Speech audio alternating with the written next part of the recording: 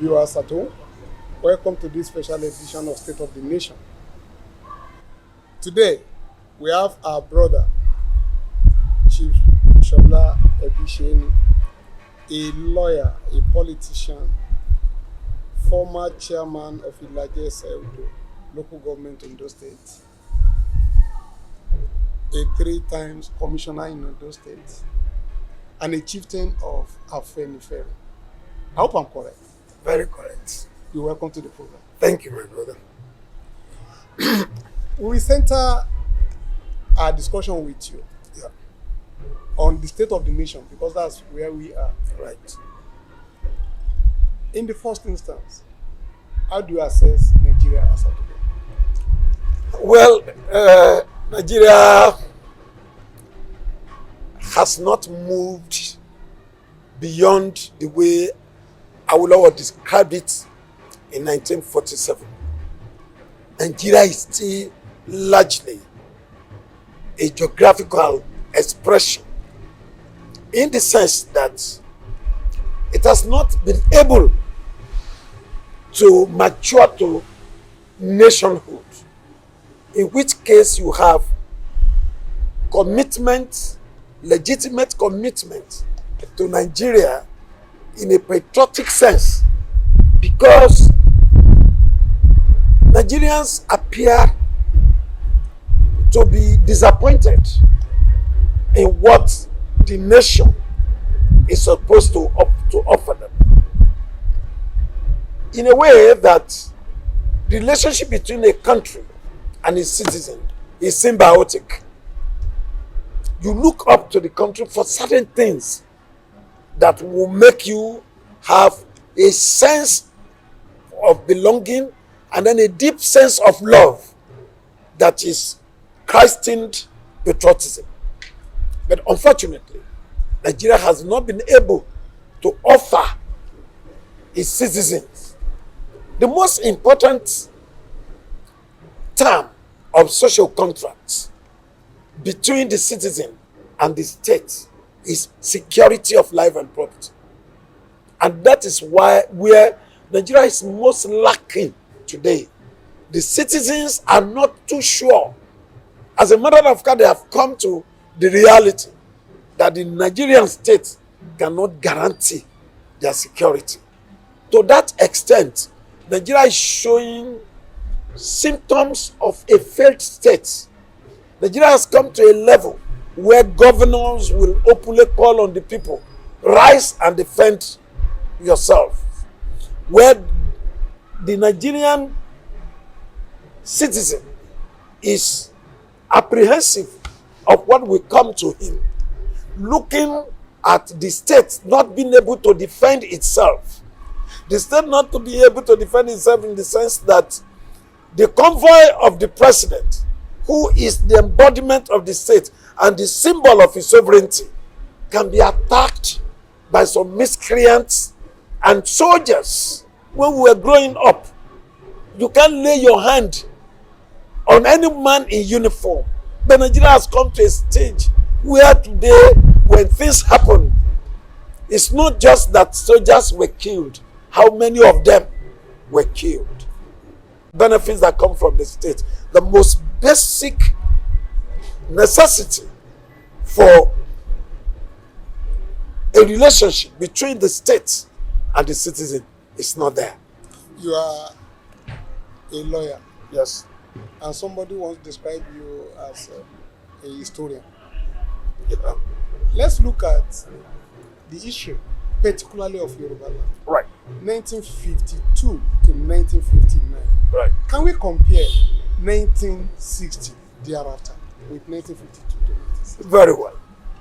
It's all, you see, there is nothing magical about any generation.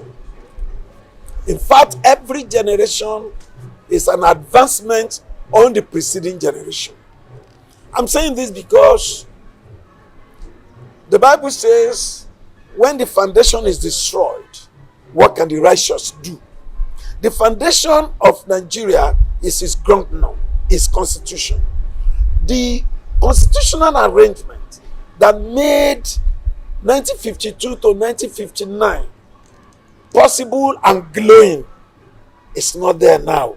The difference between 1952 and 1959 going into 1960 is still better up to 1965 or thereabout.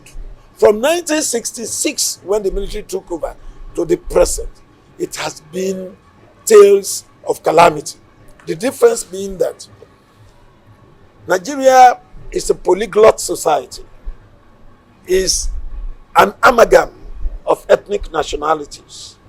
And our founding fathers, after a lot of debate, came to a reality that this country of this British contraption can be managed better as a federal state, and they went into it.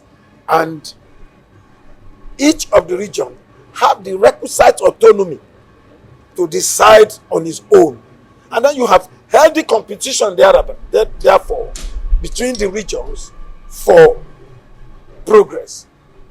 The level the regions were between 1952 and 1959 was such that countries like Malaysia, country like Brazil, country like, you know, that Yoruba land had television even before France. So the level we were then was a level that... So if we were to extrapolate now, yes, looking at the progress made up to 1960, yeah, and now where we are, yes, what would have been the normal expectation that you... The normal, like I said, like every generation has its own vision for the society. And no generation is a generation of fools. What makes the difference are the opportunities available to make the necessary changes. We, Nigeria, as at 1960, is being looked up to as a nation in competition with some of these countries that I have mentioned. Alas, we were castrated by military incursion into the Nigerian body politic that destroyed federalism as a basis for geopolitical competition for benefits. And so that is what we have. And that is why at the level of Afenifere, we are agitating for restructuring. And I've heard of them to say, what does restructuring mean? Even without breaking it down into devolution of powers, into state police, into and all of that. It simply means that creating an opportunity for the ethnic nationalities or the states that have been created out of them, to manage their affairs in such a way as to to achieve progress commensurate with the dates 1952 to 1959. Alas, we are castrated. Now, you are a chieftain of Afenifere. Certainly, Secretary General. The Secretary General of Afenifere. Right. In September 7, 2017, right, your group, along with some other groups, organized what is called Yoruba Summit. Yes. In Ibadan. Yes. The outcome of which is what you are saying. Yes. You want to stand on. Yes. So what made it impossible for you to stand on your resolution that you made? Not 2017. 2017. Not 2017. It's 2017. No. The first Yoruba Summit that was organized was in 2013. No, I'm talking of... Okay, I'm coming. The first was 2013. Right. Preparatory to the 2014 National Conference. Okay. Now, the Yoruba Summit was to get the Yoruba perspective into the National Conference. Okay. I was a member of the 2014 National Conference. We come to that. Yes. Now, the Yoruba looked at Nigeria. It was our desire that, the parliamentary system paid us better and regionalism paid us better. If we can no longer go back to the regional system, because states have been created now and people now have some passion for their state, could we make the geopolitical zones the federating unit, which itself now will comprise the states in between. We had that decision and we embarked on it, and by the grace of God, we achieved our aims largely because of engagement with other ethnic nationalities. And that is why the report of the 2014 National Conference has continued to be a basis of agitation for Nigerian restructuring. A basis of agitation for Nigerian restructuring, so much that some of the conditions, some of the terms that we want in a true federal state are all embedded there. And by 2018, the present administration constituted what they call the True Federalism Committee, headed by Governor El-Rufai of Kaduna State. By and large, the outcome of that committee's report, based on zonal town hall meetings, is virtually a carbon copy of the 2014 National Conference. So the aim of the 2013 Yoruba Summit is largely and is still to ensure that Nigeria return to true federalism with all the benefits that attended that decision that you glowingly made reference to, 1952 to 1959. You are looking at over 60 years of independence. Yeah. And you are still struggling to bring these diverse ethnic groups together. Right. You've concluded that you will prefer true federal system. Yeah. What effort have you made apart from as a group? Yes. That is supposed to be championing Right. the welfare, political interest of Yoruba land? Well, that is where I differ a little bit. Okay. Afenifere is a socio-political organization. Good. It used to be socio-cultural at the level of Egbe Omodudua, 1947 to 1951. By 1951, it dovetailed into a political party, the Action Group.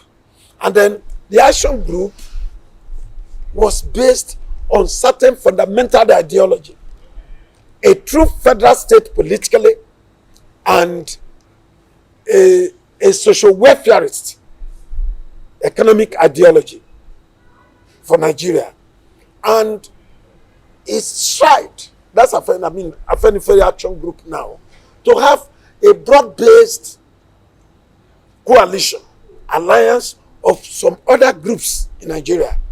And that is what dovetailed into OBGA, Abafemi Awolowo, championing the creation of Calabar Ugoja rivers, championing autonomy for the people of the Middle Belt, championing autonomy for the people of Kwara and present Kogi, championing autonomy of the people of the Borno, so that we will now have a semblance of alliance of progressives within the Nigerian state. And that is what had been the Afenifere ideology for the state. When you talk about, for instance, currently, you have some understanding between the Afenifere, the Ohaneze Indigo, the PANDEF, that's Pan-Niger Delta Forum, and the Middle Belt Forum. Is virtually the same as you had under ABGA. But if you go a little bit historically, there had always been two schools of thoughts in Yoruba land. And that is why some of the things you see today, which they call crisis, is not new to some of us. In 1951, when Awolowo and Afenifere opted for federalism, there are Yoruba people who decided to go with Zeke and say, no. That is not the best way to go. In 1959, when the idea of OBGA came about, let us align with other federating units of the Awolowo group. The Akintola-led group, which later formed the National Democratic Party, felt that, look, the best way to have power is to align with the majority of the North. So there was that division. Should we go with the MPC? That is the take of the Akintola group. Should we go with the others to form an alliance? That was the Awolowo group. And that led to some crisis or some division, but Afenifere survived it. The corporate existence of Afenifere was anchored on that Awolowo group. No, and that is what has been coming up. There is this problem. Afenifere survived it. Yes. I won't say no. Yes. But at what cost? What happened between the Ige group? Yes. You will remember? Yes. The Ayo Fasomi group? Yes. The B. Durojaye group? Yes. The D. Romance debacle? Yes. This is causing a lot of heat in the land. Yes. Must we have this? Oh yes. Oh yes. You see, you have split it into too many groups. There is still always that same Awolowo group and the Demo group. That is what continue to determine and dictate Yoruba politics. Take for instance, the Akintola group and the Awolowo group. I told you that the Awolowo group survived it and became the UPN in the Second Republic. Some other groups again came into it. There was the other group that felt that the best for Nigeria was MPN, a little of the Yoruba, and the block of the House of Fulani, if I could put it that way. He left that stage. As at the time SDP was created, it was again because I was a participant in the SDP project. It was on that platform that I was elected local government chairman, perhaps the youngest local government chairman in Nigeria then, because it was just 2 years after my youth service that I became the chairman of the old largest of the local government. In the SDP arrangement, you have the larger Awolowo group were in the SDP. You have some group of the Akintola group joining them in the SDP because the Awolowo group has shown through UPN that they are the dominant group. Though some of the Akintola group went with NRC. Invariably, when the MKO Abiola saga came, we were in SDP before Abiola came in. SDP was divided into the PFN, which was led by late Yaradua, and I'm forgetting our own now, led by the other group where Afenifere was really dominant. You look at the debacle that the PFN group for gubernatorial election defeated Jakonde group in Lagos. That was when the Agbala Jobi, what's the name of the other group thing came? Williams. No, not Williams. Williams was much later. Okay. Williams was much later. The Agbala Jobi Sarumi. Yes, the Agbala Jobi Sarumi group. And you can imagine with what all that Jakonde achieved. Why should such be happening in Lagos State for that matter? And that was why during the gubernatorial election, yes, you can have whatever you call, but we're going to vote for the different group entirely. It was the SDP that voted against SDP and brought Otedola in Lagos. So it has always been that contest for the soul of the Yoruba. Let me just land a little bit. So what you have in SDP then became the new thing. And Abiola, who had always been seen as being opposed to the Awolowo group, had no choice now to align with the main Yoruba group. It was in a war that Abiola was adopted by Ajasin as a leader then into SDP. And the thing kept on. What you talk about the Derovans, maybe when your question gets there. No, we are already there. All right. I want to know what happened in Derovans. All right. The 23 people that gathered. Oh, yes. With 17 people that are supposed to vote Ige. Yes. What happened? All right.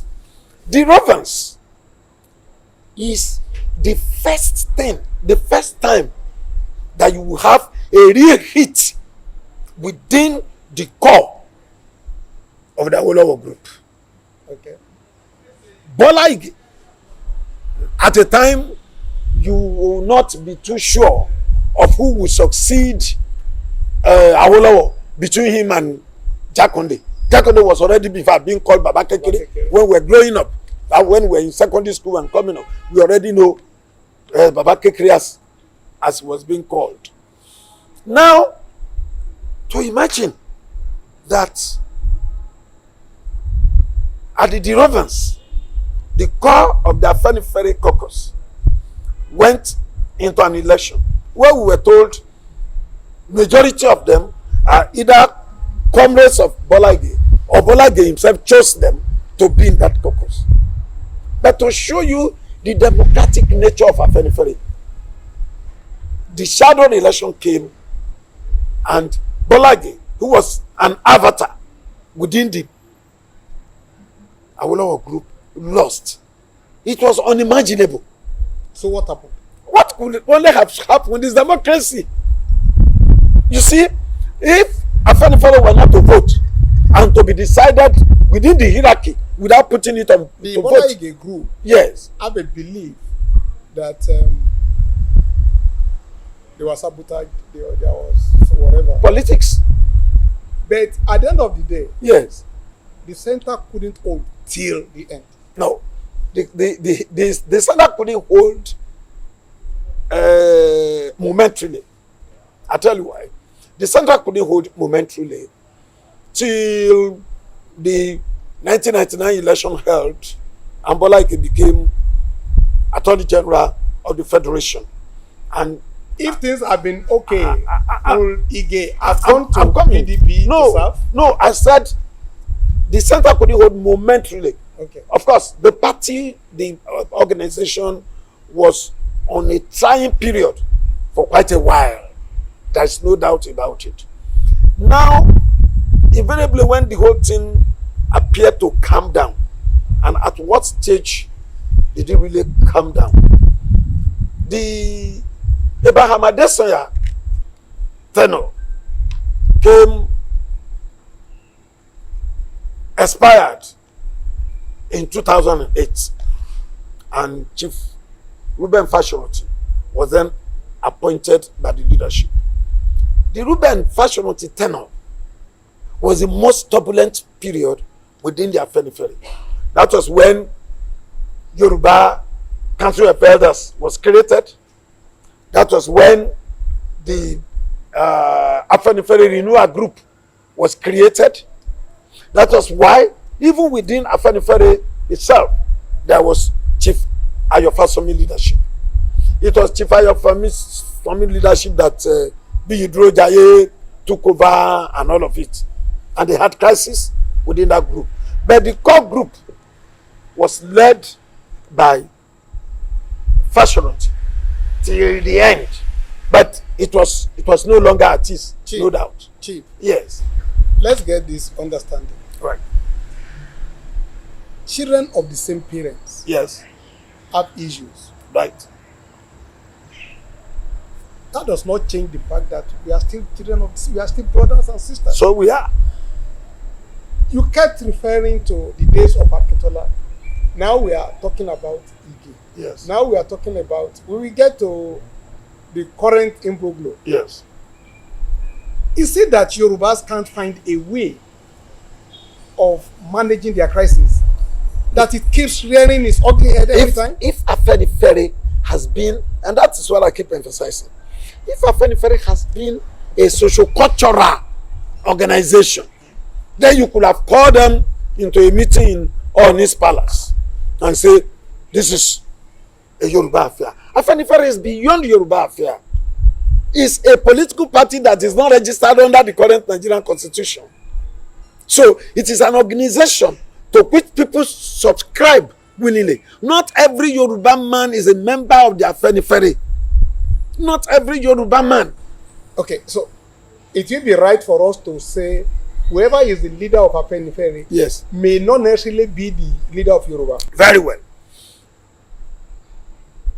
My immediate answer to that is that whereas the politicians have their issues as to I am the leader, you are the leader, your perspective is better than my own. The mass of the Yoruba knows the core of Afenifere, and the leader of that core had been over accepted.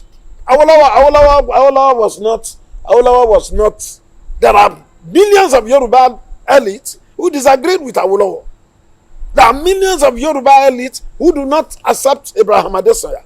Just there are millions of Yoruba leaders and elites today who have one thing or the one view or the other about Ayo Adebanjo. But the fact remains, and let me say this. I look at what you call imbroglio. You are referring to the meeting that I held in Akure. Yes. And you refer to it as imbroglio. To me, it's not an imbroglio. What is it? It is a blessing to the Afenifere and a blessing to the Yoruba. Kindly explain. Very well. Before the Akure meeting, the opinion of some people had always been that Afenifere is no longer relevant. Ayo Adebanjo was only speaking for himself. Maybe he picked some other boys who are his officers, and therefore, no. Afenifere is not relevant at the ballot. The Akure meeting had shown to the whole world that the soul of Afenifere is the soul of the Yoruba. And whoever gets that soul is the one that is speaking the Yoruba perspectives. There are over 200 organizations in Yoruba land. Why will any politician of the status of the politician that went to Akure, why will they, for God's sake, come and be bothered about Afenifere's blessing, Afenifere's endorsement? The Afenifere Renewal Group is there, created largely by the people who went to Akure. Why did they not seek the blessing of renewal? Why is it the blessing of the core Afenifere?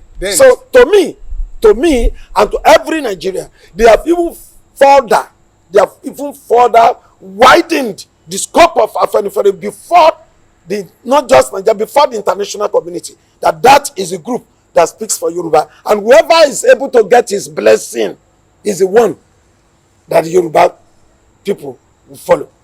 But then, let's look at it this way. Yes. Given your answer now. Yes. We've had Afenifere endorsing Falai. We know what happened. We've had Afenifere endorsing Jonathan. We know what happened. Yes. We've had Afenifere endorsing Atiku. Yes. We know what happened. So, are we still saying whoever Afenifere endorses, we still carry the day amongst the Yoruba? You should answer that question, No. sir. You should answer that question because I'm to interview you. yes, because everything, all those examples you were giving, will have been enough to discourage any politician to say, Afenifere is not relevant. But there they are, still going there. The fact that Afenifere, you mentioned Falai. Afenifere endorsed Falai, and Falai had over 80% of Yoruba votes. Every village in Yoruba, without being mischievous, without anything. The then President Obasanjo, what vote did he have in Ogun State? Yes, so that was the view of the Yoruba. That was the view of the Yoruba. So the other countries, the other part of the country, of course, we do not control the Nigerian Federation. But when Afenifere endorsed Falai, the Yoruba people voted that way. So it's still the voice of the Yoruba. It may not be the voice of the entire Nigeria. I still call it imbroglio. What's happening today? Yes. As of today? Yes. The leadership tussle. There is none. And the leader. No. So what's the situation? No. There's no leadership tussle. What's the situation? I'll be a little bit historical about it. Good. In 2021, Chief Fashion, about February, if I still remember, invited a congress of the Afenifere in his house. In fact, it was almost like an emergency meeting of the Afenifere. We were gathered at the feet of Baba. Incidentally, Chief Ayo Adebanjo was not in that meeting. And Baba there and then delivered what I would call a valedictory speech to us. A valedictory speech. And towards the end, he mentioned from Awolowo and all of them, those who have contributed to the growth of Afenifere, and he came and said, in this generation, that Chief Ayo Adebanjo has stood out, and he described him as synonymous with Afenifere. That's the way Baba Fashion to describe Ayo Adebanjo. That he's synonymous with Afenifere and has been in the trenches all his life. He said he was happy to hand over leadership to him.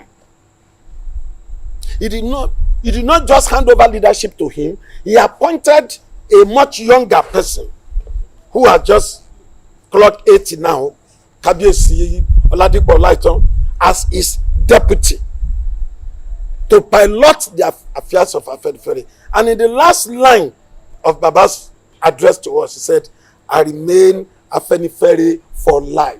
I remain Afenifere member for life. And he signed off as the leader of Afenifere. From that time on, Afenifere has three layers of decision making in its structure. The National Executive Committee that prepares agenda for the National Caucus.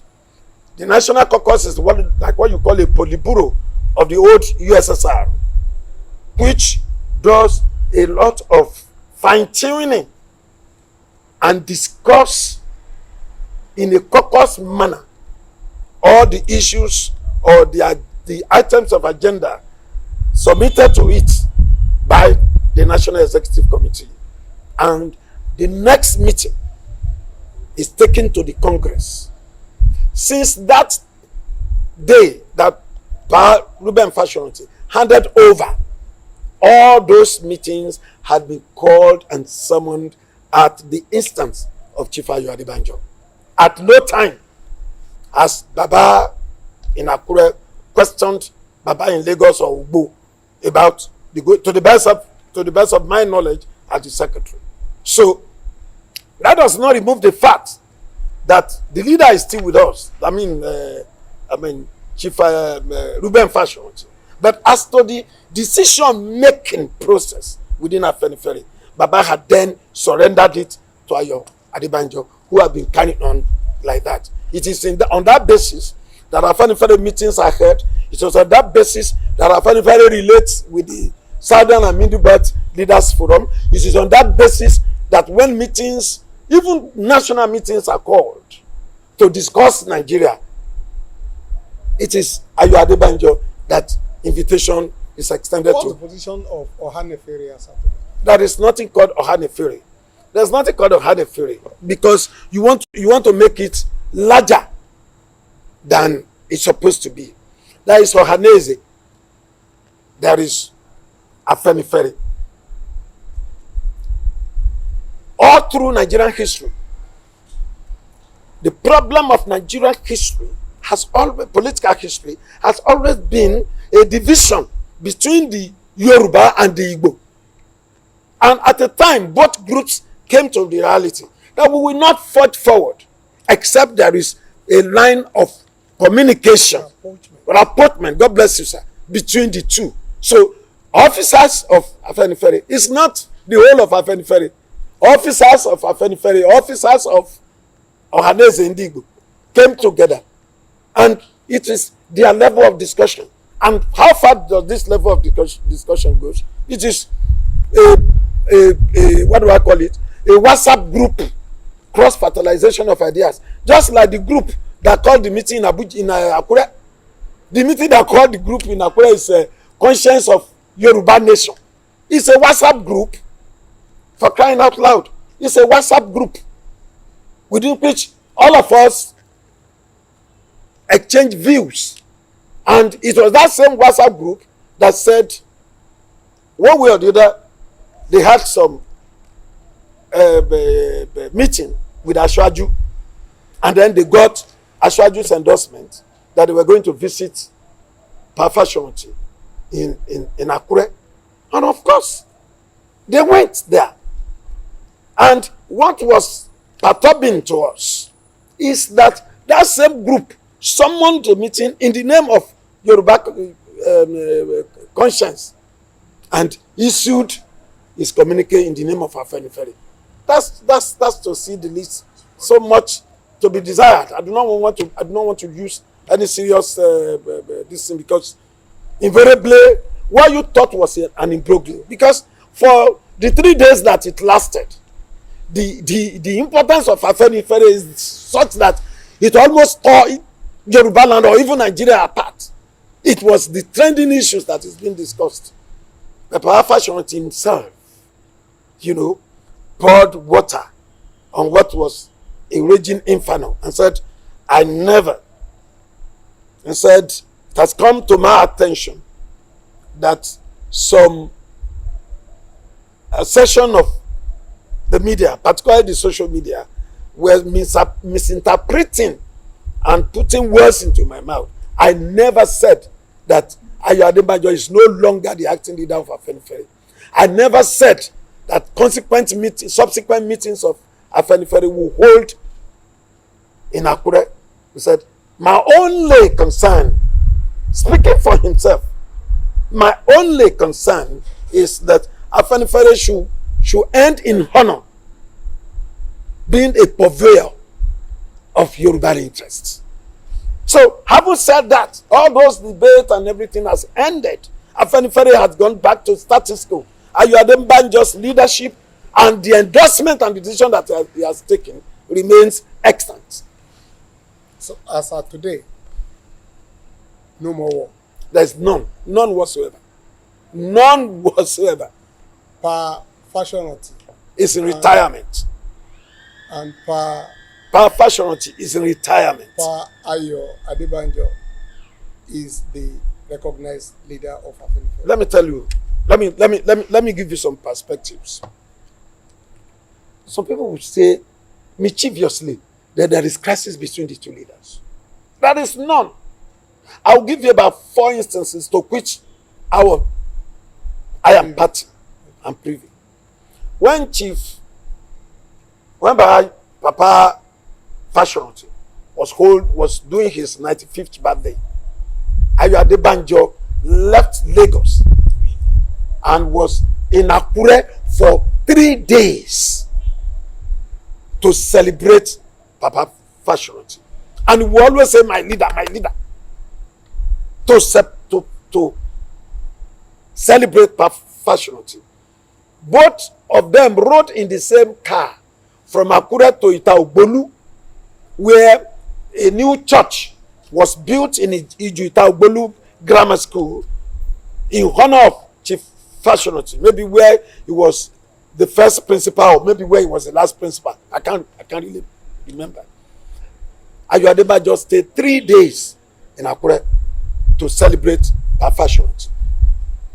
When Chief Fashionati, you see, you really can't know the inside working relationship between these leaders. When Chief Ayo Fasami died, in spite of their differences with the Fashionati, Ayo Adebanjo, Olaniwun Ajayi group, that's what they call them. His children went to Lagos to meet Chief Ayo Adebanjo to say, you are the leader of Afenifere now. Please come and chair the burial as father of the day. Ayo Adebanjo left Lagos to Ekiti. When he got to Akure, he went to Baba Fashion's house. It was from Baba Fashion's house that both of them left for Ekiti to celebrate Ayo Fasomi with his children. Before then, we were in the National Expo one day, and Papa Fashion, Baba Ayo Adebanjo, announced to us that he has appointed one of the sons of Chief Fashionati as a member of the National Expo. It's my brother, Kende Fashionati. And he said he went with Baba to solicit for his eyes in the Afenifere affairs. Baba couldn't have been coming from Lagos, from Akure to Lagos or Lagos to Akure, talking about Ayo Adebanjo now. So, Baba, in order for you to have first-hand information about what is going on in Afenifere, give me one of your trusted sons. And Kende Fashionati was given to Papa Ayo Adebanjo, and he appointed him as a member of the National Exco, by virtue of which is an automatic member of caucus, by virtue of which is one of those who decides agenda for the Afenifere. When there was terrorist attack on St. Francis Catholic Church in Owo, Ayo Adebanjo led Afenifere from Lagos. When he landed in Akure, he went to Chief Fashion's house. It was from Chief Fashion's house that all of us left with Chief Falaye and the rest of us to Owo to commiserate with Kabiyesi Olowo, and came back to governor's office for a condolence visit to Governor Akeredolu. So people, you will not really know what is between them as leaders. So when people begin to speculate that there is no crisis anywhere, the crisis they are imagining is the invention of those who think they can grab the soul of Afenifere. What's the relationship between Afenifere and particularly the governors in Yoruba speaking states? Right.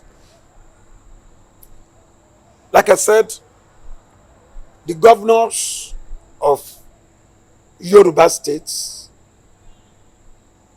have their own level of communication. Most times, they don't come to our level. Most times, they relate with the leader. Do you carry them along? Do they carry you along? You are Afenifere, you are interested in the welfare, the progress of these people. They carry us along. Do you relate? Yes, we relate, and I'll tell you the level of relationship. In February, year 2021, one of the decisions of the Yoruba governors, when the Yoruba governors launched Amotekun, it was Afenifere that first celebrated it and said that is what we wanted, and that's what Yoruba people want. We even challenge the Attorney General of the Federation. If you don't like what has been done, go to court. And Afenifere stood behind that decision. When Yoruba governors took a decision on open grazing and said there will not be open grazing in Yoruba land, Afenifere said that is the decision that we endorse. When the governors met first and said the next president of Nigeria will come from southern Nigeria, Afenifere said yes, that's what we want. And together with the southern governors, they met in Asaba in February 2021.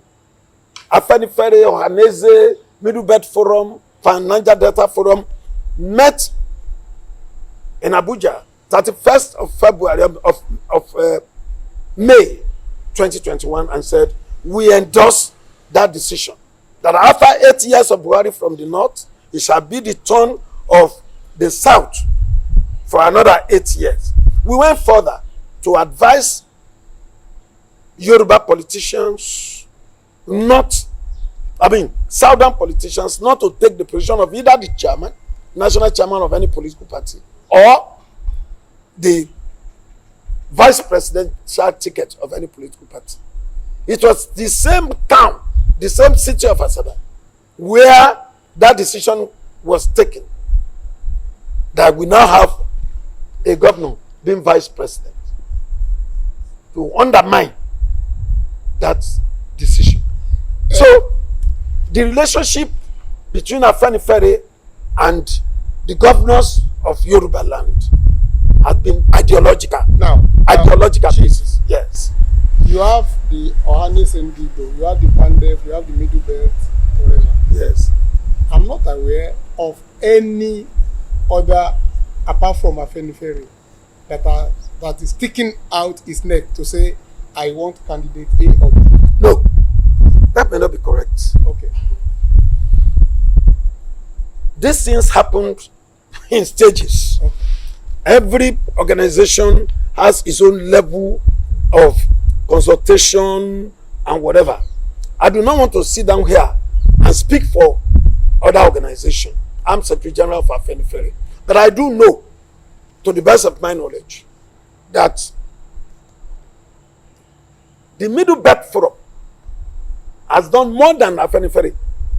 Afenifere finally, we started the decision on which way for Nigeria in 2023 from 29th July 2001, when the first paper on what Afenifere should do 2021, the first on what Afenifere should do was a paper submitted by Senator Femi Okoromu. We debated that between 29th July, 2021 till September 2026. September 26, 2022, when our leader, Chief Ayo Adebanjo, now addressed the press. Before then, of course, you could be hearing opinions here and there. Some say it was only Ayo Adebanjo that was speaking for himself because he was the one going to the television to articulate these issues. Some of us, in our columns in newspaper and the rest of it, as Pandef official. Exactly. That's what I'm coming. On the 28th of September 2022, at Just Stadium, the Middle Belt Forum organized their own in terms of a rally, and Peter Obi was invited to address that rally, and they have reiterated that today, even in the newspapers, as their own decision. Pandef has his own way of speaking to his people, the same with Ohanese. I do not want to disclose so many things here, but when you look at the whole thing, the first decision was it should not come from the north. I am the most affected by that decision. How? Good. I am a politician. I contested the governorship of Ondo State on the platform of the PDP. All right? In 2019, I was the chief election officer for the state for the PDP during the election, and I was the returning officer for Atiku during the presidential election. Ondo State delivered the highest number of votes in Yoruba land in terms of majority difference. We had almost 35,000. That was the highest in the entire Yoruba land. And I now belong to an organization of which I am Secretary General. And that organization, in my very before, says, as from that month, that the next president of Nigeria will come from the south. We were still thinking that was what will happen. No parties have held their conventions then. Along the line, the party to which I belong transgressed that decision and pick their candidate from the north. That is, you are still a member of PDP. Do you understand what I'm saying? You are still a member of PDP. Res ipsa locutor. That's what I'm saying. What I'm saying is that in that situation, what choice do I have? Secretary General of Afenifere, in line with Southern and Middle Belt Leaders Forum that says the next president of Nigeria should come from the south. And therefore, I have a choice to make. I cannot be sitting down in meeting, in press conferences with the leader of Afenifere, and for the corporate decision of Afenifere to go to the south in the first place and to go to the southeast because of equity, and say it will be self-contradictory. And I'm not a man who do not have the courage of my conviction. You know what will happen in it all?